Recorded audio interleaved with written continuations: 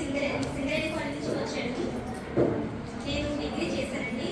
Degree చేసి కూడా ఇలా టైలరింగ్ నేర్చుకున్నారని చాలా మంది అనేవారు. కానీ నేను టైలరింగ్ నేర్చుకునేది ఏంటి అని అంటారు, కానీ మన ఇంట్లో ఉన్న ప్రాబ్లమ్స్ వాళ్ళకి తెలియదు కదండి. ఎందుకంటే నా భర్తకి నేను ఏ విధంగా సహాయం చేయలేకపోతే చాలా ఫీల్ అయ్యేదాన్ని. ఎందుకంటే ఇంత చదివి కూడా ఇలా ఖాళీగా ఎదుర్కొంటున్నారు అనేవారు. కానీ మనం సాయంత్రం ఇంటికి వచ్చేసరికి పిల్లల దగ్గర ఉండాలి.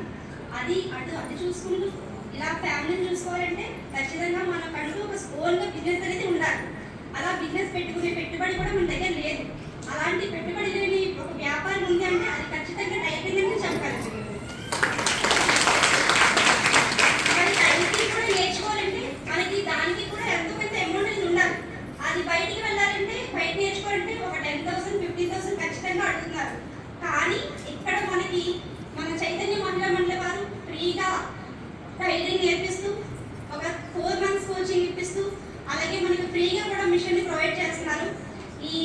ఈ సంస్థ వారికి నిజంగా చాలా ధన్యవాదాలు తెలుపుతున్నాం సార్. అలాగే మాకు అంటే వెళ్ళిన తర్వాత మాకు అక్కడ అవకాశం ఉంటుందో ఉండదని నిజంగా చాలా టెన్షన్ పడదాం. చాలా అంటే ముందుగానే వెళ్ళి నేమ్ రాయించుకున్నాం.